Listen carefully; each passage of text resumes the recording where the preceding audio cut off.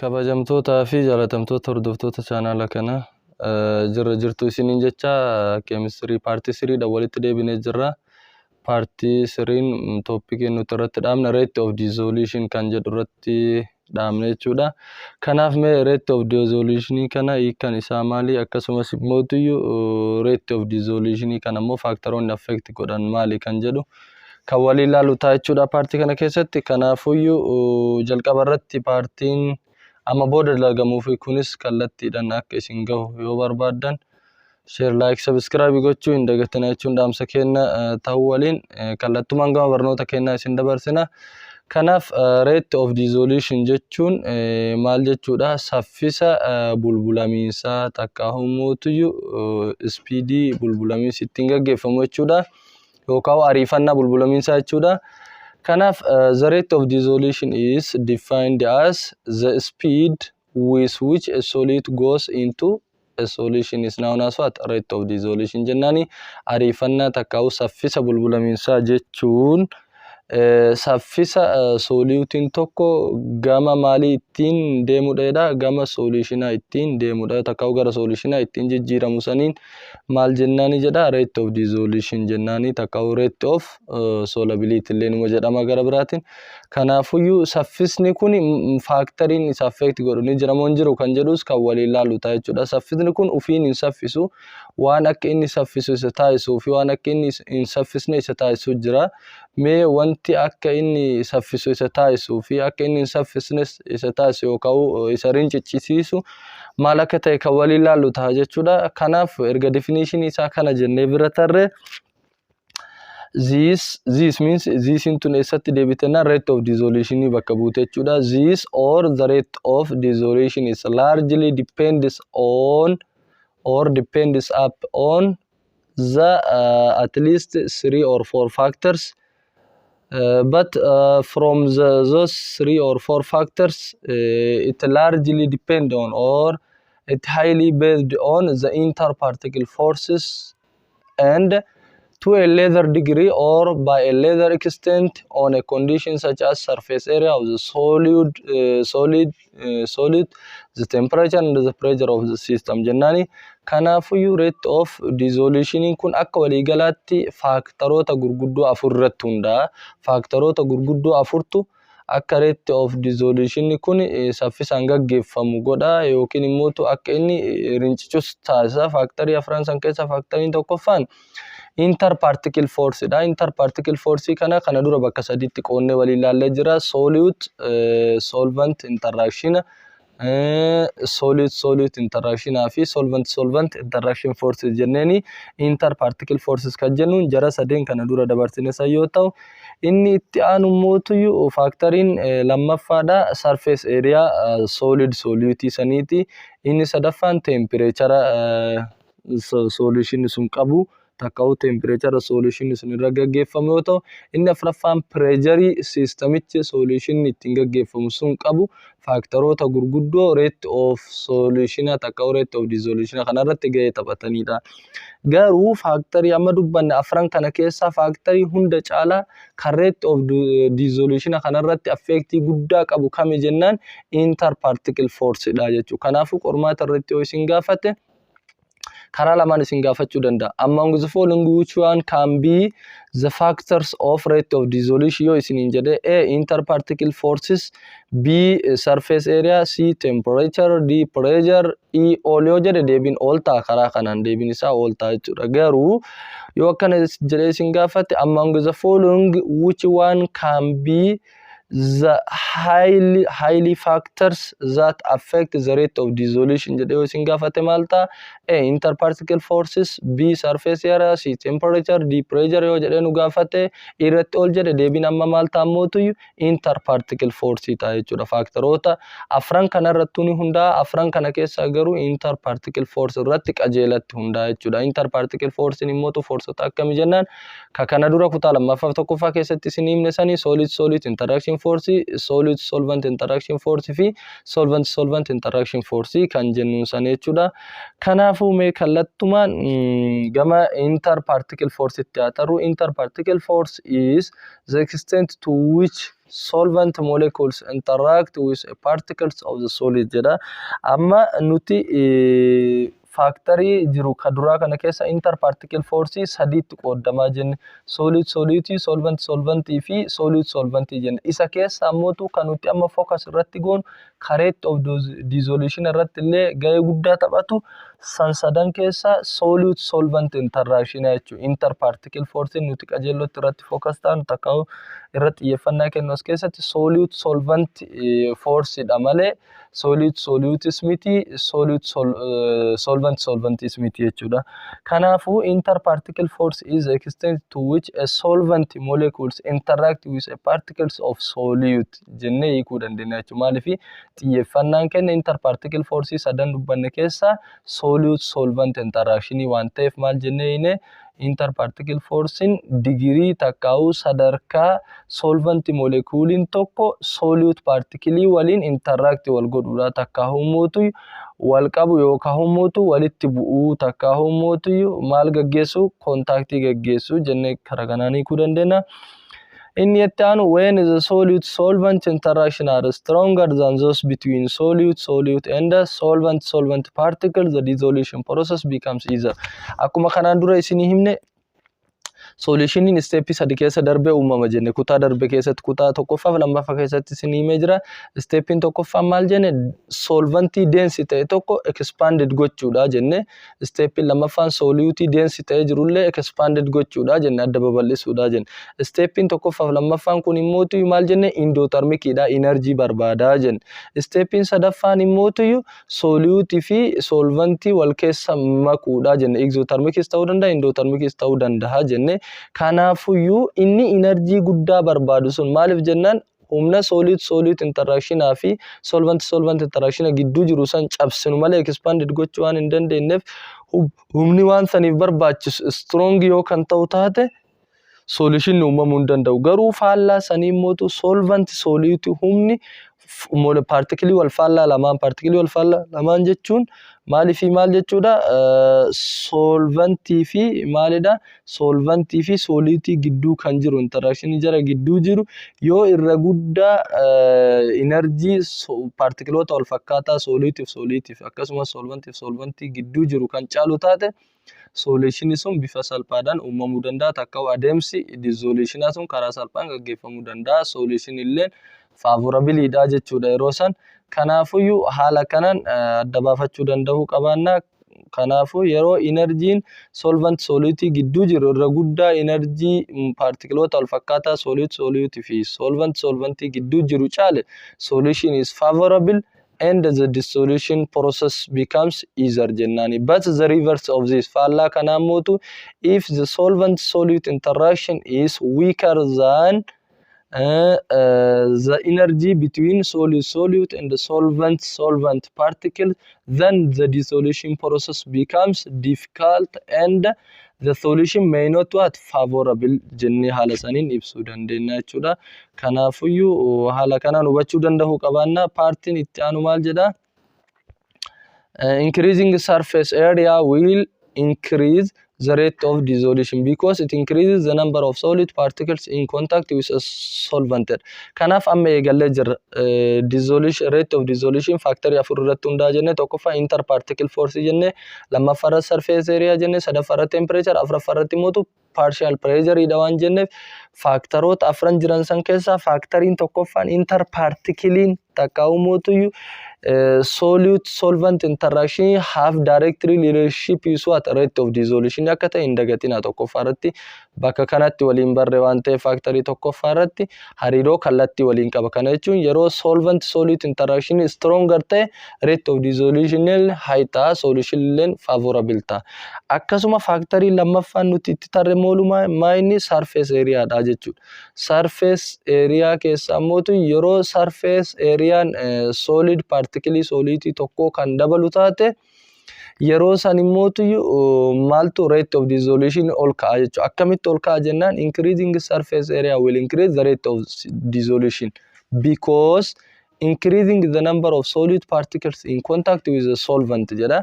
Kanaaf surface area solute tokko guddisuu jechuun qajeellotti expanded gochuu jechuudha. Akka inni adda faffaca'u taasisuu jechuudha. Solutiin tokko adda faffaca'e taananiin kana jechuun surface area isaa bal'ate jechuun solutiin sun expanded ta'e jechuudha.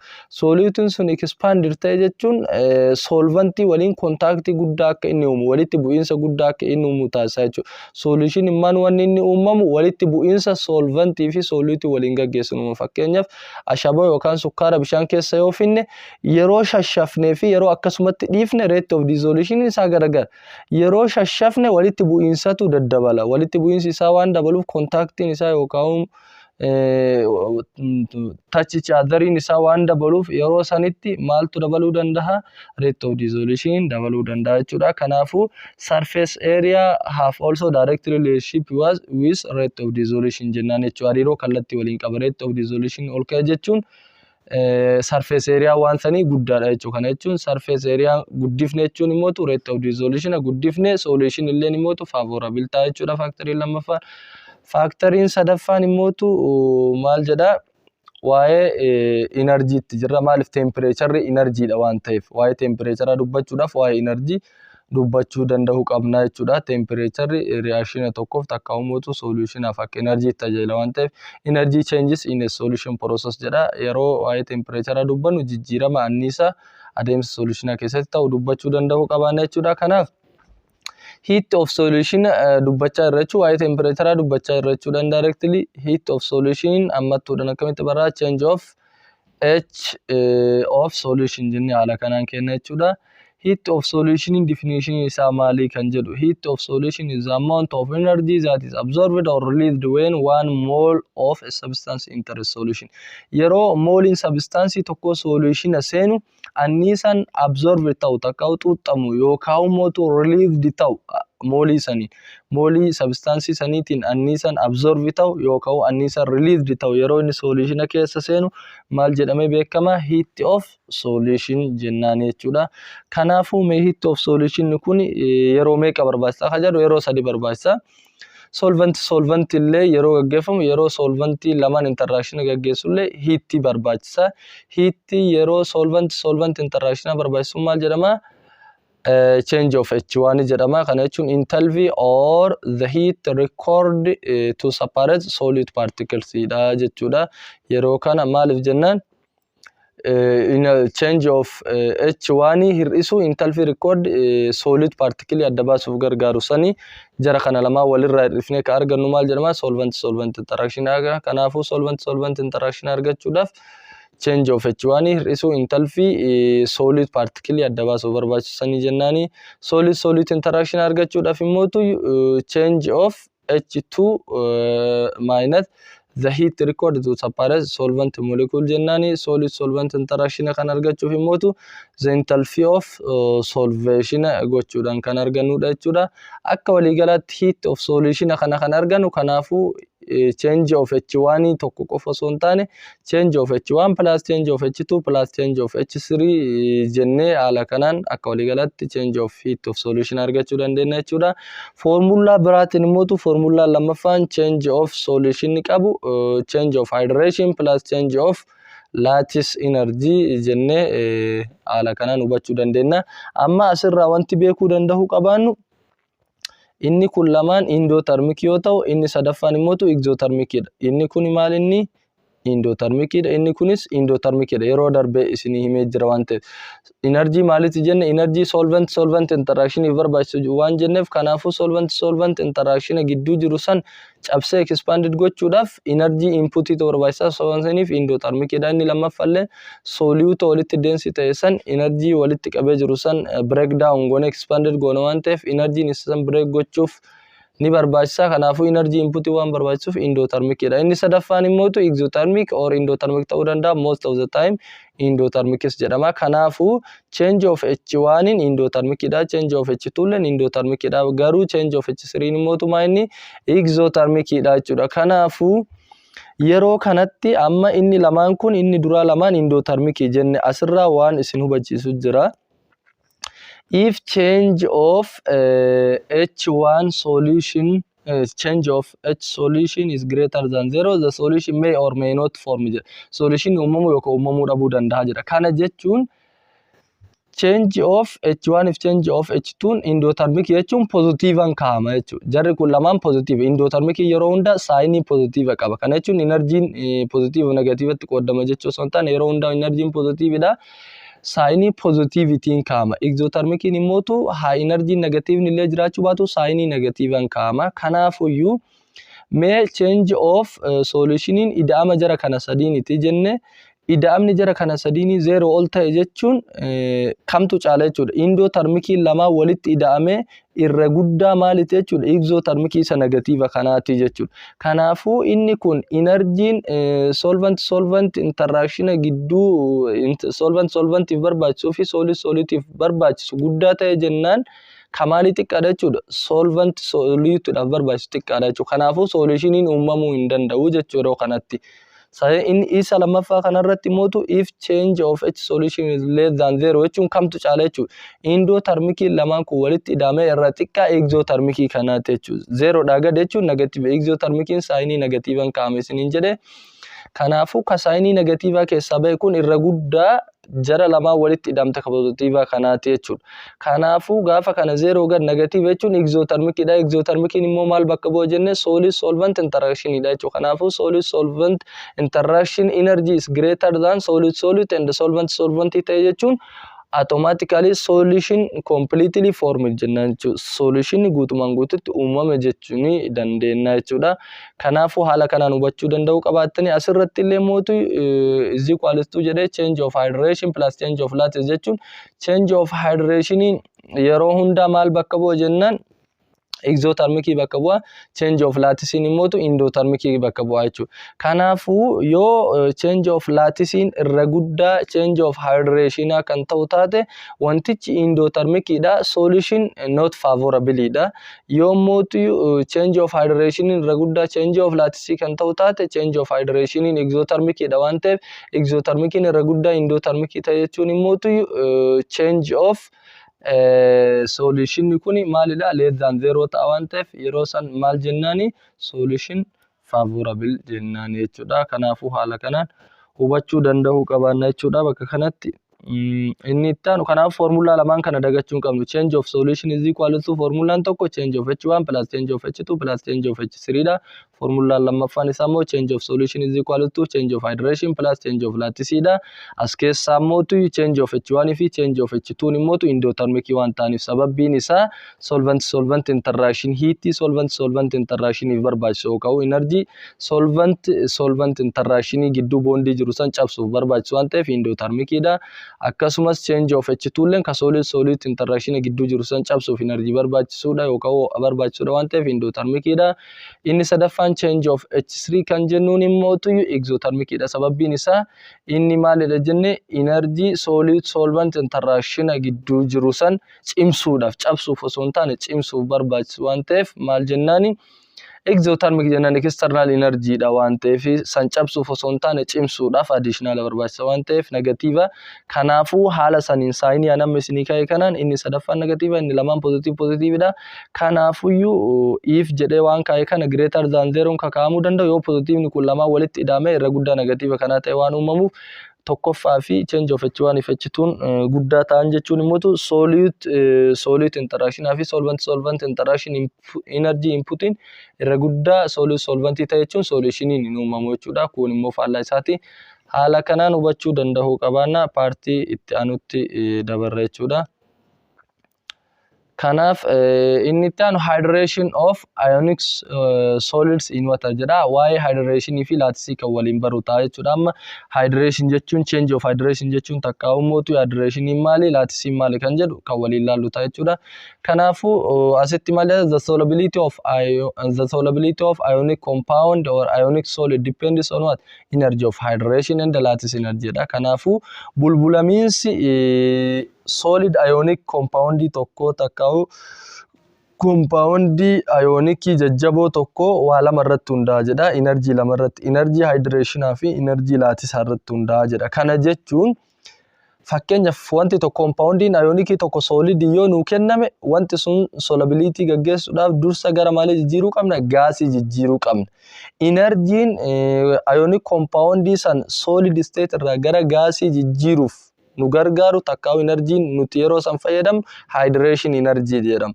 Akkasumas immoo solute irraa gara gaasii jijjiirame qofaaf solutionatti jijjiirame takkaa'u solution ta'e jechuun hin dandeenyu. Ammas gaasii sanirraa fuunee gara molten state takkaa'u aqueous jijjiiruu qabna jechuudha. Enerjiin immoo gaasii sanirraa fuudhee gara aqueous takkaa'u molten state akka jijjiirruuf nu gargaaru immoo lattice energy jedhama jechuudha. Kanaafuu haala saniin hubachuu danda'uu qabaanna. Kanaaf maal jedha lattice energy tu jira. Lattice energy maal jenne compoundiin ioniikii tokko yeroo baay'ee maalin ta'a jenne solid state dhaan ta'a. Compoundii ioniikii san solid state irraa gara gaasitti jijjiiruuf energy nu barbaachisa. Gaas irrallee fuunee gara aqueousitti jijjiiruudhaaf energy nu barbaachisa. Maaliif gaafa aqueous state'itti jijjiirame qofa wanti sun soluble ta'e jennaan jechuudha. Takka bulbulame jennaan malee gaas irra taa'ee bulbulame hin jennuun jechuudha. Kanaafuu enerjiin jalqaba solid state ionic compoundii san gara gaasitti jijjiiruuf nu gargaaru lattice energy dha. Achi booda gaafa lattice enerjiin gaas irraa nu ga'e gaasii sanirraa fuunee aqueousitti takka molten state'itti jijjiiruudhaaf illee energy nu barbaachisa. Enerjiin kanaaf nu barbaachisu mootu hydration energy kan jedhamudha jechuudha. Kanaaf hiika lattice energy kana asii wajjin ilaallu maal jedha lattice energy or change of H lattice energy is the energy required to completely separate 1 mole of solid ionic compound into what? Gaseous ions is known as lattice energy jedhama. Lattice energy jechuun energy moolii solid ionic compoundii tokko guutumaan guututti gara maalitti separate godhuudha? Gara gaseous compoundii takkaa'u gara gaseous ionitti separate godhu qoodu yookaan jijjiiru saniin maal jennaani lattice energy jennaan. Fakkeenyaaf ilaala. Lithium fluoride jedha. Lithium fluoride asitti argitan kun maalin ta'ee jira? Ionic compound dha. Ionic compound the transferring of electron from metal to non-metal dha. Metal lithium dha. Lithium irraa gara fluorine electronin jijjiiramuudhaan compoundin uumame kun ionic compound dha. State inni keessa ta'e S jedha. Solid state dhaan jira. Kanaafuu isa kana isa solid state dhaan jiru kana gara ionic gaseousitti jijjiiruudhaaf energiin nuti nu barbaachisu maal jedhama? Change of lattice energy jedhama yookaan lattice energy jedhama. Kanaafuu lattice energy kana itti jijjiirree gara maalitti jijjiirra? Lithium positive 1 into gas state plus fluorine minus into gaseous state jenne garana jijjiirraa jechuudha. Ammas garana jijjiirree qofaaf solution uumamne gana isa gaasiidhaan ta'e kanallee gara maalitti jijjiiruu nu gaafata? Gara aqueous state'itti takka molten state'itti jijjiiruu nu gaafata jechuudha. Kanaafuu achi booda energy biraa nu barbaachisa jechuudha. Ammaaf garuu lattice energy isa kana solid irraa gara gaseous state'itti takka gaseous ionitti qooduuf nu barbaachisu lattice energy jennaan jechuudha. Maal jedha bakka kanatti? Note jedha. As lattice energy increases, it is hard to break the ions into what? Gaseous jedha. Lattice energy tokko akka malee dabale jechuun maal jechuudha jedha? Waan solid state dhaan taa'e san moolii takka mootii ioni maalidhaan ta'e solid state dhaan ta'e san gara gaasitti jijjiiruun ni ulfaata jedha. Kana jechuun wanti tokko energy guddaa gaafate jechuun wanti sun dalagamuudhaaf maalidha ulfaataa ta'uu nu agarsiisa jechuudha. Kanaafuu as lattice energy increases, it is hard to break the ions into gaseous or it is hard to completely separate 1 mole of solid ion into what? Gaseous ions dha jechuudha. Kanaafuu reverse relationship wajjii qabanii jechuudha. Maaliif maal compoundin tokko gara gaseetti jijjiiramuu fi lattice energy hariiroo wal faallaa wajjii qabanii lattice energy guddaa ta'e taanaan immoo gara gaseessitti wanti sun jijjiiramuun isaa baay'ee ulfaataa jechuudha. Ions and solubility decrease jedha. Kanaafuu solubility fi lattice energy hariiroo maalii waliin qabarre hariiroo faallaa waliin.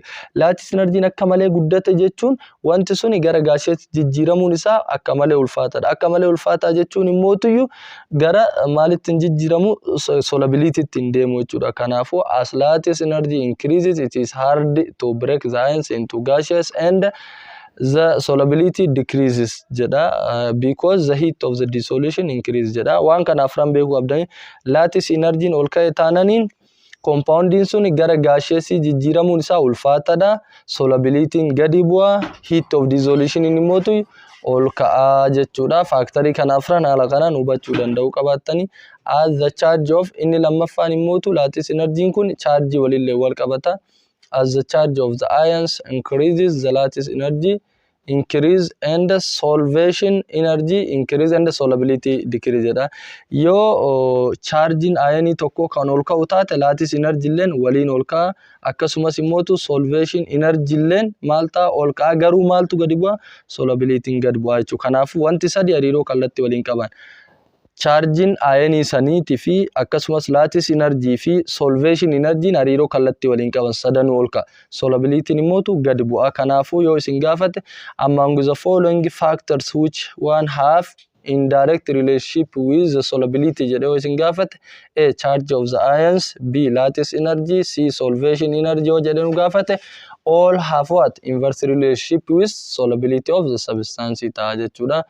Haala kanaan hubachuu danda'uu qabaanna. Inni itti aanu immoo size lattice energy size irratti illee hundaa'a. As the size of the ion increases, the lattice energy decreases and the solubility increases jedha. Amma asitti yeroo ioniin sizein ionii tokko ol ka'e lattice energy immoo faallaa isaa gadi bu'a. Garuu immoo sizein ionii dabale jechuun solubility ol ka'a. Akkamitti solubility ol ka'a jennaan fakkeenyaaf wanti sun sizein isaa expanded ta'ee babal'ate taanaan solute fi solvantiin sun kontaaktii cimaa waliin uumaa jechuudha. Kontaaktii cimaa yookaan collision cimaa uume taanaan immoo solubility maal ta'a increase ta'a. Lattice energy garuu maal ta'a decrease ta'a jechuudha. Energy sila solidii san gara gaasitti jijjiiruuf barbaachisuun maalidhaan gargaarama ture. Sizein babal'aa waan ta'eef ofii isaatiif walitti bu'ee bakka silaa energy barbaadu san jijjiiramuu danda'a jechuudha. Gama solution kaayyoon isaa solution waan ta'eef kanaafuu as the size of the ions increase the lattice energy decrease but the solubility increase. That means the solubility and the size of the ions have direct relationships but inverse relationships with what? With the lattice energy ta'a jechuudha. Kanaafuu down the group ionic radius amma groupii keessatti gubbaadhaa gara gadi yoo deemnu ionic radiusiin takka uummatu size of the ion maal ta'a jedha increase ta'a. Lattice energy immoo faallaa isaa waan ta'eef maal ta'a decrease ta'a. Kanaafuu solubility waan tokko fakkeenyaaf gareen tokko isinii kenname predictably tokko garee tokko gubbaa gadi yoo kan deemnu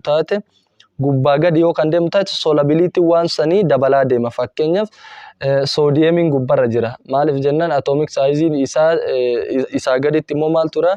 Magnesiyeemiitu jira. Akkasitti yoo gadi deemnu sodiyeemii caalaa solubility guddaa qabu magnesiyeemii caalaa almuuniyeemiidha. Akkasitti gad deemaa jechuudha.